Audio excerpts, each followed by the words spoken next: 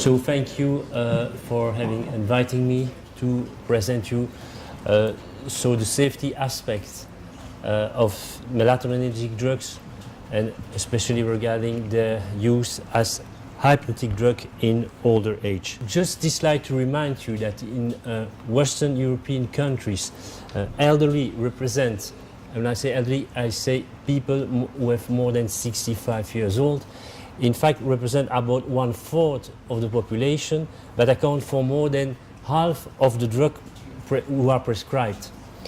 And it is also been estimated that in elderly patients, medication-related problems account for 10 to 30% of hospital admission, and that it may be the fourth or even the third leading cause of death.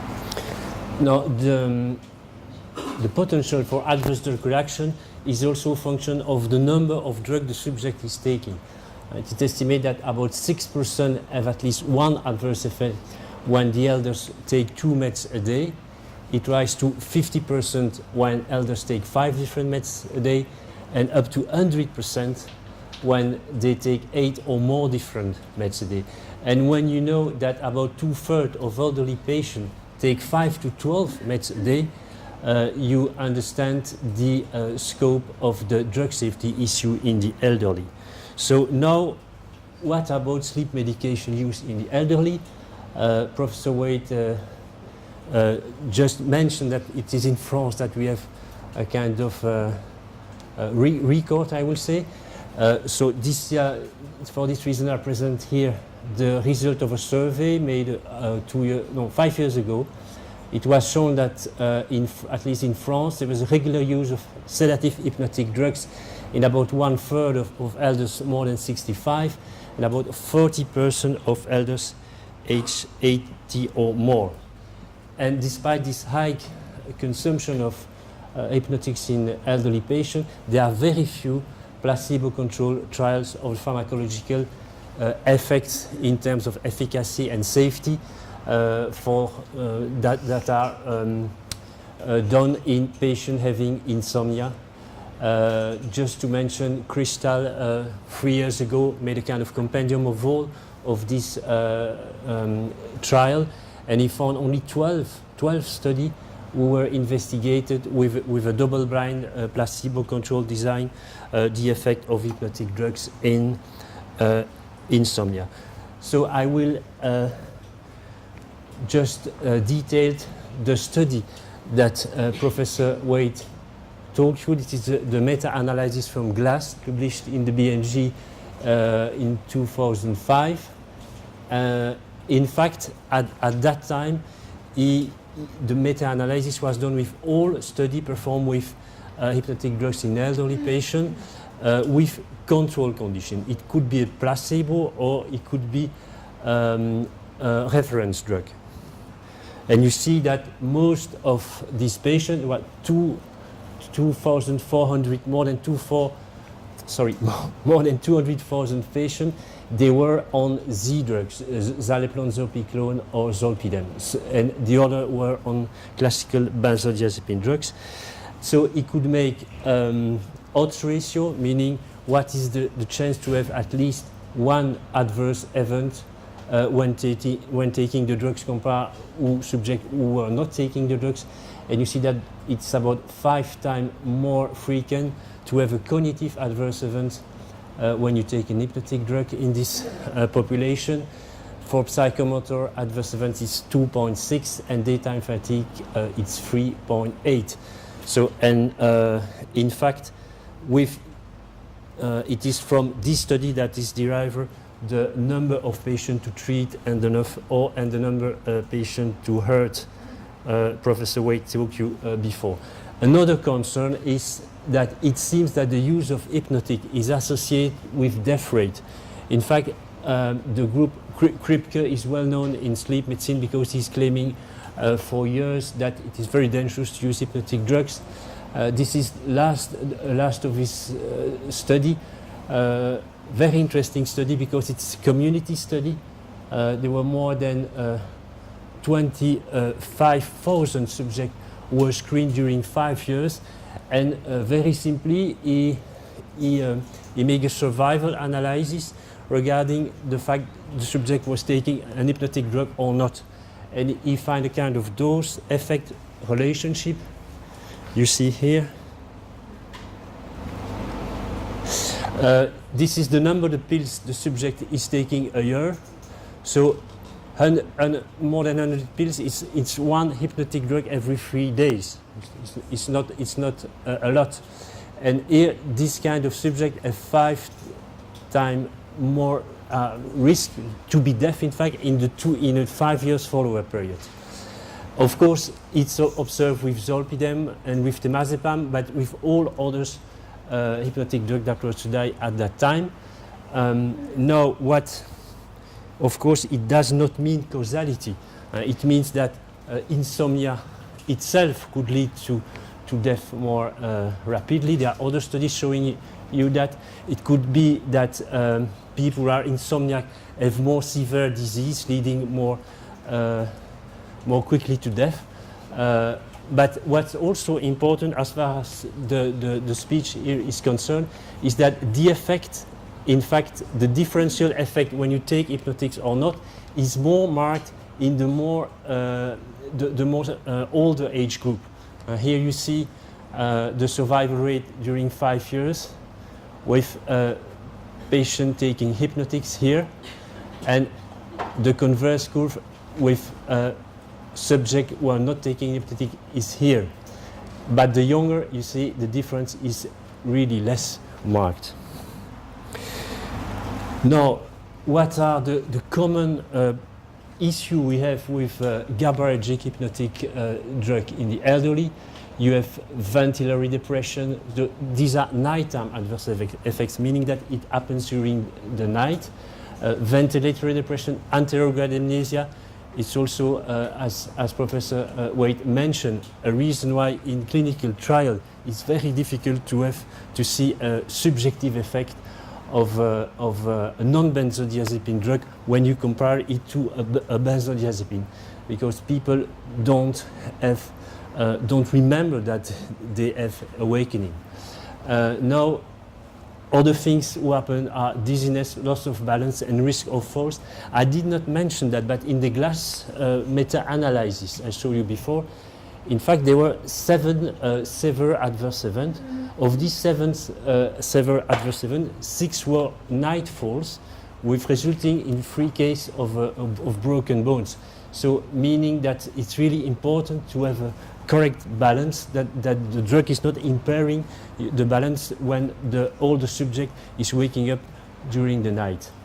Now, more rare side effects with GABAergic drugs are nightmare, delirium, some hallucination, and drug-induced sleep-related complex behavior that could be very spectacular, such as sleep eating or even sleep driving. There is a case we described. Now, next morning residual effects are seen with drugs having a long half-life, not with all, and especially Z drugs are not concerned, perhaps except zopiclone, but with a prolonged sedation, you have, of course, an impairment in psychomotor performance the day after the drug intake. And also the issue with long-term use of GABAergic drugs are discontinuation effect, meaning that you can have a rebound insomnia when you stop the drug, and also a liability to dependence. Normally, all these drugs are marketed to be, in fact, prescribed during a very short period, couple of weeks, depends from one country to another. But in the real life, in fact, these patients are taking drugs for months, even years. Now, what about the melatonin receptor agonist? So I will skip very quickly this slide because my Professor Warden Querasalva speak about already. So I will focus on melatonin prolonged release, or circadin, and ramelteon. Now, some words about ramelteon because it is interesting on a conceptual point of view, I will say. So there are no nighttime adverse events who have been described with ramelteon. For example, the drug was used in patient having sleep apnea or COPD, and there are really no respiratory depressant effect. No balance impairment. One study in older insomniac and another in young subject, you don't see anything. Now, for the next morning, residual effect it is not so clear, because the first studies were marketed by Takeda and do not see any residual effect. Now there are two studies who cast doubt about this, but these two studies were done in healthy volunteers. It also poses the problem of where do we have to test our drug for the side effect, in healthy volunteers or in insomniac patients, because the two populations could probably not react on the same way. In fact, this is the impaired highway driving performance was, I would say, still important, because it was approximately the equivalent of when you are drinking 2 beers. So it's quite important, and normally the drug should have. You have to be very careful if you take this drug. Normally it means that. Now the study have also done in young healthy subjects, so difficult to say what exactly is the issue here. What we know now about ramelteon is it has a metabolite. In fact, ramelteon in itself is only 2 hours of half-life, but the metabolite is active, acting also as an MT1, MT2 agonist, probably has also 5-HT effect, and is very, the half-life is prolonged, so it could come from this metabolite. Now, long-term effects are never seen with ramelteon. There are no withdrawal symptoms, no rebound insomnia, no abuse liability, so they have tested that in a special population of drug abusers, and in fact doesn't lead to abuse. They have in one trial, 6-month trial with 16 milligrams from ramelteon, it's double the dose the drug is marketed. You have an increase in the prolactin levels in women. So it was statistically significant, but on the clinical point of view, it was considered as non-clinically significant.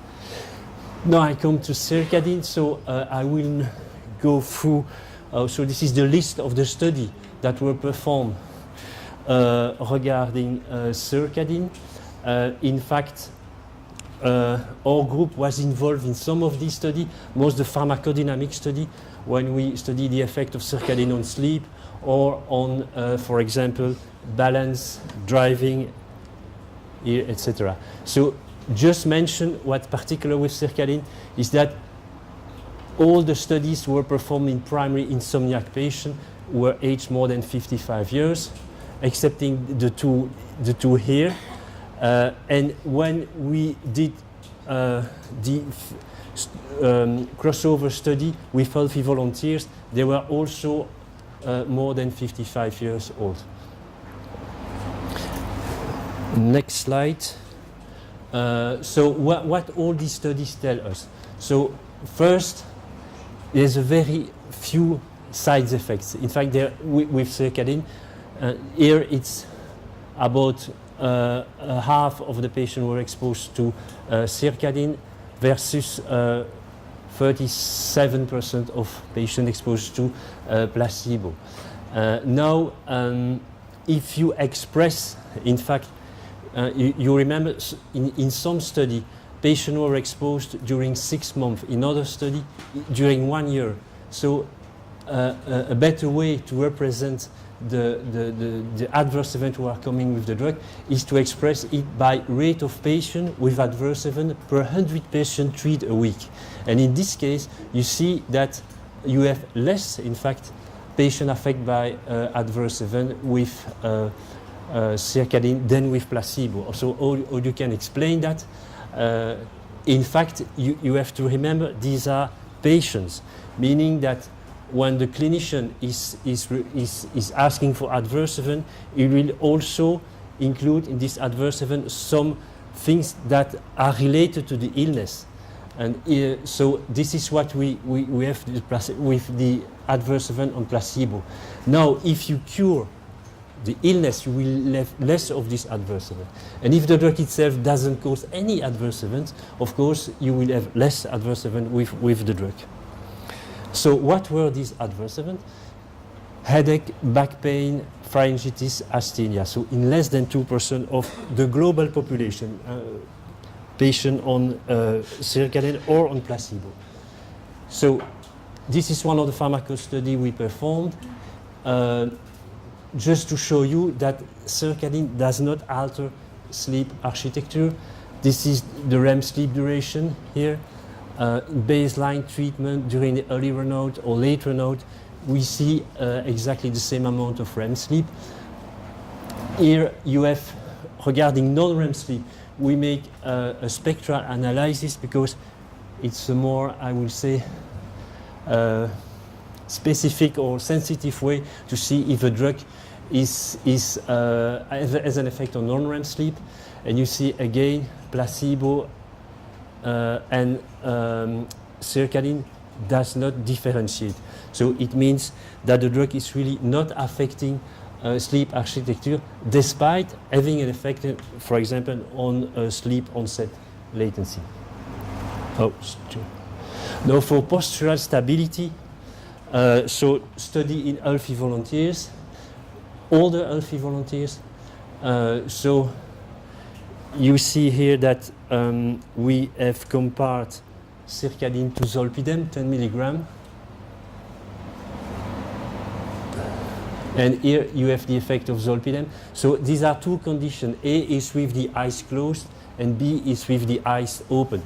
And this is 1.5 hours after drug intake, and here 4 hours after drug intake.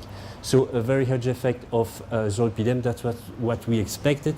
But here in violet you have Sercadine, there's no effect on postural instability, exactly as Ramelteon in the other study. Now this is for the driving simulator. In this particular case, the test was done 2 hours after drug intake. So it's very unusual to take an hypnotic and then go to drive 2 hours after, but it was to be sure that we have an effect. It's a kind of positive control. You see that with Zolpidem, the number of collisions are increased. In fact, all the parameters were disturbed with Zolpidem after 2 hours. We take this one because it's more impressive. So people on Zolpidem had more collision, and you see here that Sercadine does not affect even 2 hours after intake, does not affect driving. Of course, the next morning, this is the next morning, you have the effect of Zolpidem disappear. That's what it's usually seen in the literature. Now we make also neurocognitive battery test. It's a CDR, Cognitive Drug Research Assessment. This is one of the results because it's very boring. You have always the same kind of result. You have a deleterious effect of Zolpidem 1 hour after intake, 4 hours after intake, even more here. In this particular case, this is the digit vigilant test when we are asking the subject to push on a button when certain digits are appearing on a screen, and this is the number, the percentage of false detection. So and this is a change from baseline. So you have more of this false detection. Sorry, it's the correct detection. The converse. You have less of this correct detection with Zolpidem. Now, another test we did is the RiverMed test. It's a memory test, a particular memory test, because we are really telling a story to the subject before he's going to sleep, and then we are asking him to recall the story with the more details he remembers. And so the endpoint is the number of recalled elements. So we did that just after drug intake. So meaning that the encoding is done with the influence of the drug. You see that with Zolpidem there is an encoding difficulty. So the subject is not completely encoding all the story. And you see that next morning, it's even worse with zolpidem.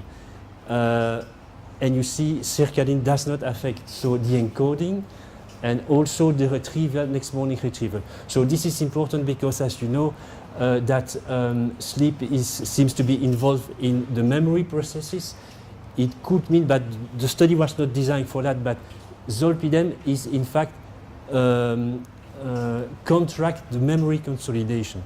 We have other data with benzodiazepine drugs who showing that with more specific tests. But in this case, it could explain why the number of elements recalled are less in the morning. But whatever the picture, you see that circadian probably has no effect on memory, on sleep-related memory consolidation.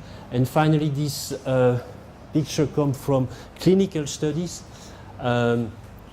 You know, there was a run-out period during which the subject had placebo. So it's a very convenient way to see if they are rebound insomnia or withdrawal effect. We don't see any of these things with circadian. And here is that was the primary, one of the primary endpoint, quality of sleep. You see also that the day after, the effect of circadian persisted, and even 2 weeks after.